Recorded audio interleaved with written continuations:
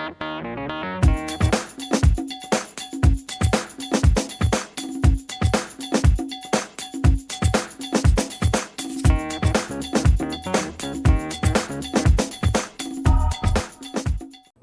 to the Northeast Kingdom Voice. I'm your host, Scott Wheeler. Today's guest is Karon Thibault, the president of the Holland Historical Society. Welcome to the show. Thank you. Glad to be here. All right. Well, I choose my guests, or my guests choose me by in different ways. And the day before we recorded this show, I see online that the Holland Historical Society is having a bit of trouble. You're stepping down and becoming not just a member, but also you have some troubles with the building. So I said, well, let's invite them on. So what's going on at the Historical Society? Well, we're dealing with a very old building, and I've been the president for the past 18 months. We've done a lot of improvements, but we have such a small group of volunteers. There's probably 6 of us that show up to every meeting and participate in most every event, and it's hard to get out there and raise money when it's always the same people. And as much as you want to help, you don't want to give up your entire life to the Holland Historical Society, and you like that occasional weekend off and time to yourself or time for your family. And it's really hard with so few people to get that done. Right. We had a busy year last year, but it was always pretty much the same people that showed up for it. Over the years, one thing I think of when I think of the Holland Historical Society is the old home day. Exactly. And, that goes way back to back when Evelyn Page was still alive. The old town clerk. But then another person I think of is B. Nelson. B. Nelson was an important member of the place. So I've been in there a few times over the years. So I was surprised to hear that the building, by looking at it, just going by or being outside, doesn't look too bad. No, it looks like it's pretty good shape. Well, we had an assessment done last spring because we knew that the steeple was in bad shape. Before I got there, they had just had the roof redone. They put in on a standing seam roof, and they kept waiting for the contractor to come back and do the roof portion of the steeple, because apparently they were under the belief that he was also going to repair the steeple, but that wasn't part of his deal.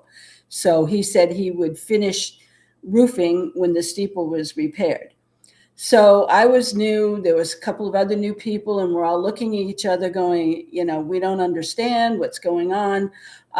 So anyway, last spring we had Preservation Trust. 2 of their field workers came through and did a walkthrough and looked things over and gave us some good ideas for, redoing things. And then we enlisted Jan Lewandowski, who's well known in the preservation and restoration business, to come in and do a full assessment of the steeple, because we wanted to make sure the church was safe for people to come in and to use it. So Jan's assessment, the steeple needs repair. There's a soffit board where things have been leaking that need repair. And at the end of the season last year, we found that our stained glass windows are being held together by a prayer, basically. The sashes you can pick away with your fingers. So, we've got some very costly repairs ahead of us. We're looking at least $100,000 to get things in line so that we can stop worrying about the building and start focusing our attention on building memberships and having events and doing things like Old Home Day. We were really looking forward to bring that back this year because it stopped, I guess, during COVID because they couldn't get together. And then it just hasn't happened because 6 people, it takes more than that to set up the tent. So, it's just a really big endeavor that all the townspeople are saying, we want that. And so, we've been telling them, okay, bake me some beans, cook me a pie, and come help set up that tent. So I don't know. This year, we really would like to bring it back. So that's our hope, that we get not only some money that we need, but some assistance, some membership assistance. We have about 75 members now, but a lot of them, I believe, live out of state. They have maybe a summer home here, a cottage down on Holland Pond or something to that effect. And a lot of our members are elderly, like we on the board are elderly. And so it's harder for them to get out and get about and do things. So yeah, we're kind of twofold today. We're hoping to gain some money and hoping to gain some bodies. So. As you probably know, you're not the only one, only historical society that has struggled with replacing the people who leave, because there's so much going on, and they're just not being replaced by people who are interested in the history. And we're hoping for some younger people. 50, younger. We know that people work, people have lives, but the historical society, our buildings are not heated.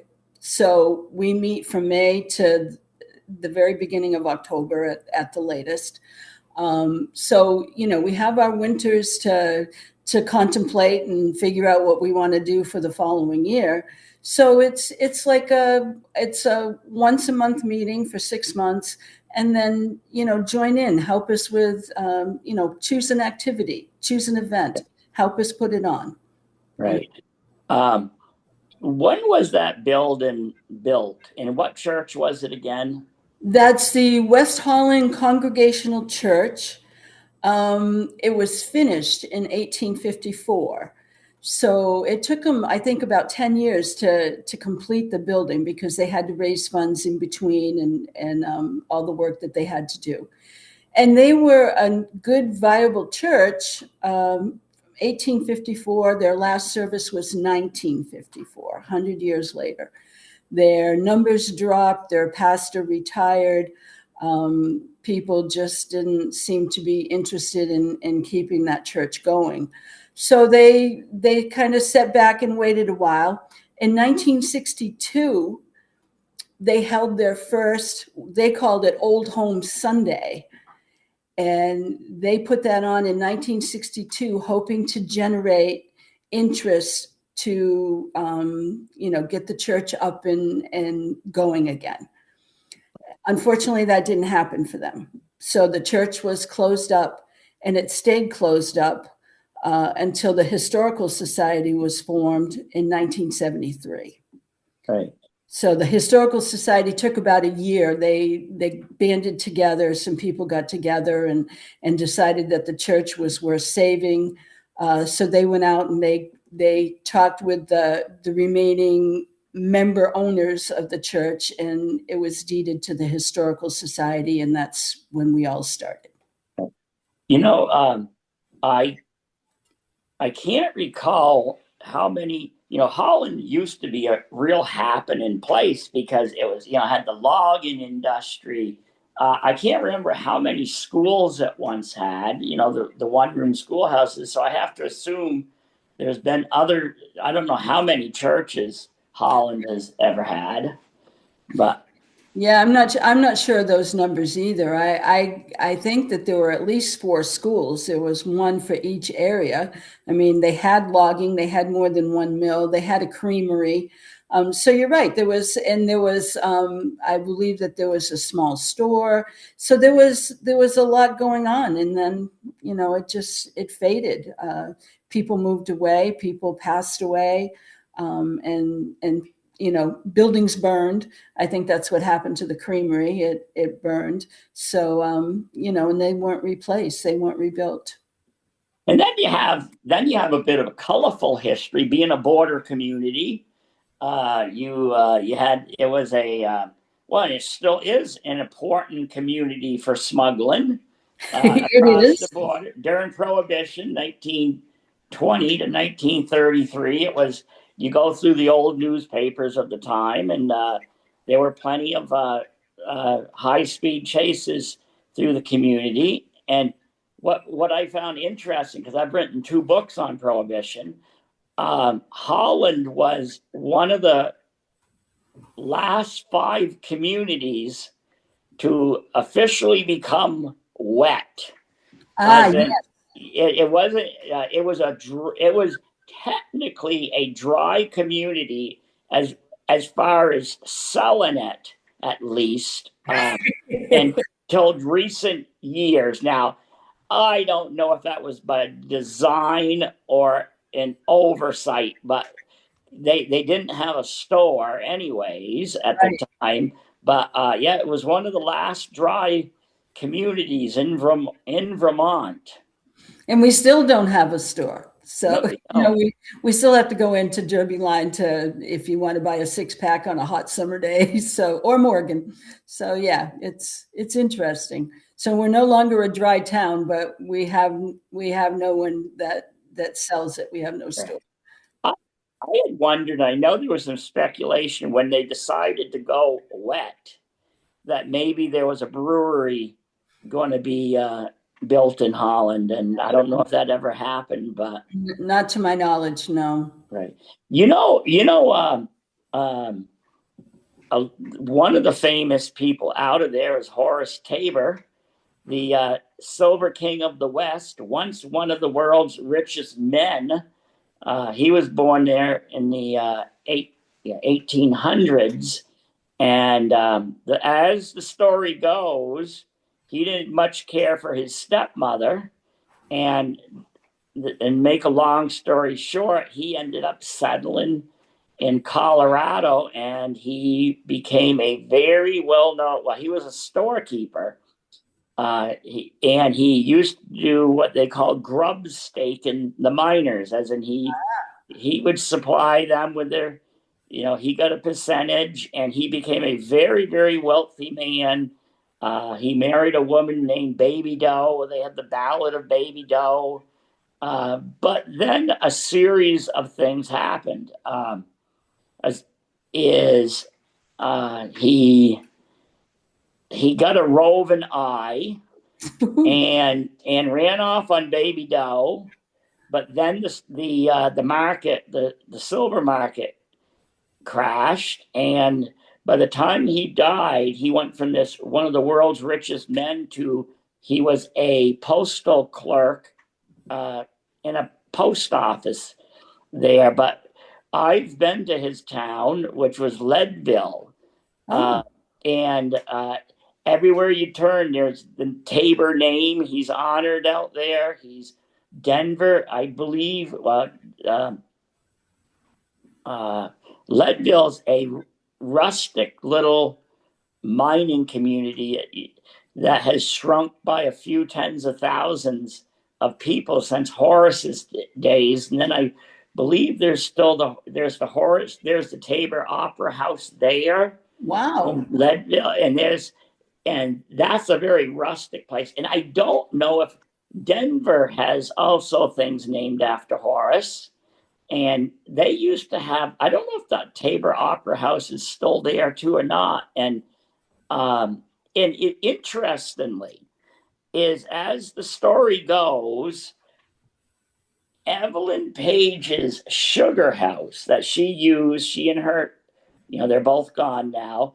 Yeah. The sugar house they used, well, the building they used for their sugar house had been moved across the road or down the road to its current location.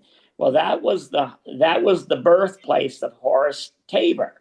Oh, wow. And yeah, and I've often found it funny, not funny, but over in Colorado, he's revered, and over here, his birthplace is Crumbling.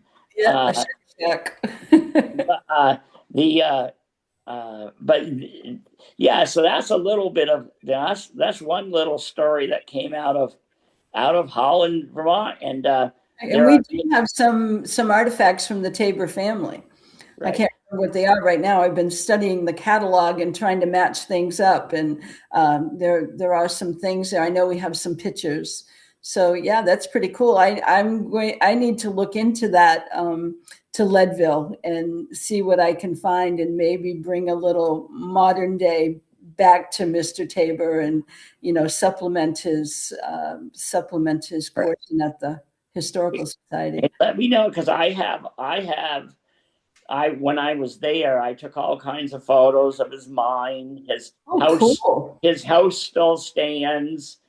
The Tabor Opera House is there, but yeah, with the crash of the silver industry or mining in general, the town just it collapsed. Wow. It's and The interesting thing though is it is one of the top places, at least in North America, for long distance runners, including Olympians, to train. Uh, they have these amazing trails, but the reason is it's so high up. It's really up there that it is tough on your oxygen, uh, Yes. and so it helps the runners' lungs to build up. Because I'm going to tell you, when I was there for 2 or 3 days, I had a constant headache because of the high altitude. But apparently, Horace could handle it better than I could. Adapted well. Yeah. So yeah, that's a little bit of the, it's a rural community, but a lot of stories actually. I was telling you, uh, I'm doing a two-part article on Bill Worth, who grew up Yes. on a dairy farm in Holland, and this isn't great. This isn't like his, earth shatter and stuff, but like Bill, let me see here, the March issue is going to include the illegal drag races that were often overlooked, drag races that used to take place down by the Holland School. I'm And, looking forward to reading that. and everybody, he said it would attract 100 to 200 people. And he said, for the most part, the police left them alone. But that was back in the days of that was back in the 60s and early 70s. And he said, little did he know he was living American graffiti. Yeah, it's just history doesn't have to be like these huge stories like Horace Tabor, but, some of the things Bill will be talking about, it's just, you just took for granted at the time. Yep. Yeah, it was just a rite of passage, right? You were in farm country and not much traffic on the road, so use it to your advantage. Have a little fun. Yep. So what do you hope, you know, going, well, you and Diane Judd, what is her role? She's our secretary, and she is my go-to person for knowledge. I mean, Diane knows everyone. She knows who, if you're looking for something, who to talk to, who to seek out. So yeah, she has been the president in the past. She's been the secretary treasurer. I'm sorry, I said that she was secretary. She's our treasurer. She was secretary at one time, but and like the rest of us, she's thinking that maybe in a few years she'd like to step down. and enjoy some retirement time, and and do a little traveling. And so we're looking for replacements. We're looking for money to make our improvements and shore up our buildings. So hopefully we can get it to a place where we can stop worrying about things falling apart and think about maintenance. Think about keeping things up once it's all done. Think about maybe modernizing our society a little. A lot of the small societies are going digital. Right. And they have their artifacts online, and you can go in and you can see them. You could see that Tabor ancestry information and kind of the stories that pertain to Horace. We're not there yet because we're putting out fires. We're constantly working to keep the building in enough repair that it continues to stand. You know who might be able to give you some insight or guidance or both is Bill Gardine and Alan Yale. They were important parts of revitalizing. Well, it was the Derby Historical Society. It used to be located in the tiny former town clerk's office. Then they took over the last surviving structure of Derby Academy, which is where the junior high is now, and they took that over. The Historical Society did, and those two men and others really had to jump through the hoops of how do you revitalize that building, because they wanted to bring it back. Over the years, it had been changed. I don't know if it had vinyl siding on, but it didn't. It didn't have. It had been modernized, and they wanted to bring it back to what it was. So they even got down to the bottom paint chips and found out what color it was, and yeah, so they've really jumped through some hoops. So they might be able to provide you with some insights on where to turn, because it took a lot of money. I do believe the Derby Historical Society had a bit of endowment. And I'm not certain how its member. For a while, they were having speakers and everything, and it was a pretty good turnout. But the other one that has been doing well, I'm not sure who's in charge of it now. For quite a few years, Newport's Historical Society was largely defunct, and that recently came back to life. So you might have some people to turn to for a bit of guidance to help. Yeah, I met the man who's working with the Newport Historical Society last summer. Very interesting what they're doing, and bringing that back into kind of into its own historical society. And it's true, they had a lot of work, and they managed to get through it. So they're and I'm thinking, I don't know their circumstances, but I know, especially in the summer, they're open every day.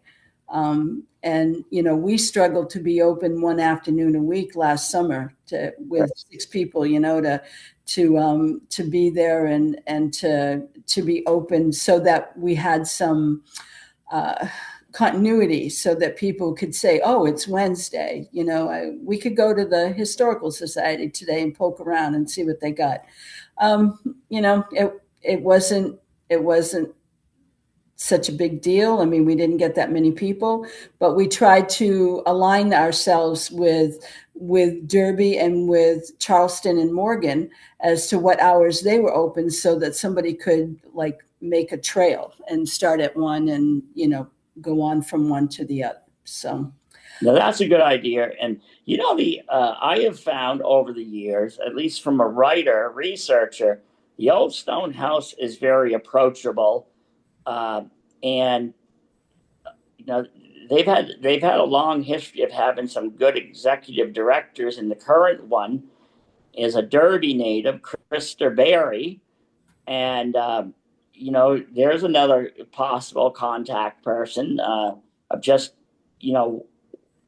what you might be able to do to get help for the building, because I believe her background is actually, if I recall right, part of it was in fundraising, so that might help you too.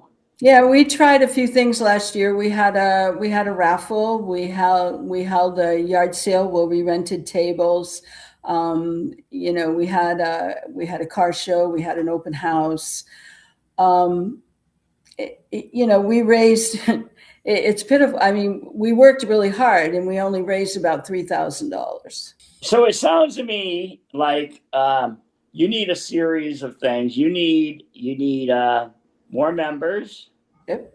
and you need a cash flow of some kind to help. We need a benefactor. Right, right. You still have Tabors in the region, but any of the Tabors I know, I don't think they inherited the massive wealth that Horace once had. Yep.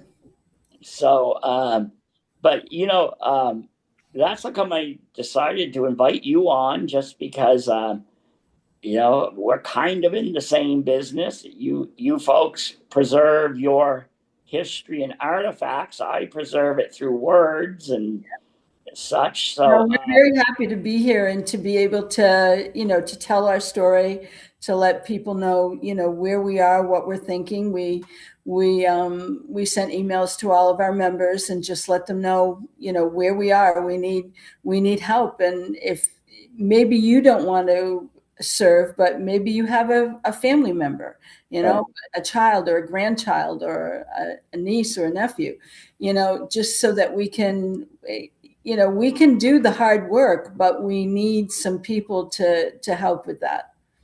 So right. that's kind of where we stand. And we're at a crossroad. How can people reach? How can uh, people contact you or somebody else with the historical society? Well, if they're looking to email, my email is my name, Karon Thibault, @gmail.com. I'd be happy to answer any questions that they have, or do any research that they're looking for. They could also reach Diane, and she can be reached through the town office. Also, if they wish to send donations, they can send that to the Holland Historical Society at 120 School Road in Holland, Vermont, 05830. I'm sorry, it's not Holland, Vermont, it's Derby Line. The mailing address is Derby Line, Vermont, 05830. Just so that you know, we are a 501c3 company or organization, so any donations that they make could be tax deductible for them. And our EIN number is out there on our website. Okay. So we only have a couple more minutes left. What are you planning for this summer, just in general? In general, we really want to bring back Old Home Day in August. That will be our biggest thing. We always have a hymn sing where we utilize the church. That's usually in June or so. And then we have an open house that is usually in September. So those three things are our primaries, and then anything else that we can fit in between the months of May to October, we will certainly be doing as far as fundraising. Last year we made our presence known at Derby Line Day, and let people know that we were out there and that we were open for visits. So we're hoping to do that same thing this year, and see where it takes us. You mentioned something that sparked my memory, and see if it's accurate. Do you have to have, for some designation, do you have to have a church service there once a year? We do, and that's why we have the hymn sing. It's led by a local pastor. Last year was Pastor Jenko from the Holland Community Church. His wife played organ, and we had a very good turnout. People really look forward to that, to come together and to utilize that church. But also, we could utilize the church at any time if somebody wanted to rent it for a function, for a wedding, for renewal of vows or anything like that. Yeah, we're available. So give myself or Diane a call, and be glad to talk to you about that. Okay, well, we've got to wrap this up. It was great having you on, and I hope you are successful in this endeavor, because once history is lost, it's lost, and that's what we're afraid of. Yep, that's it. So, okay, so I should say, can you tell people where is the Historical Society located? It's on Gore Road in Holland, Vermont. So if you go through Holland, you take a right, you're on the Holland Road, you take a right onto Gore Road. We're up there, I think, 1.5 miles on the left. Right. You can see the church from other areas within town, or you can see the steeple, really.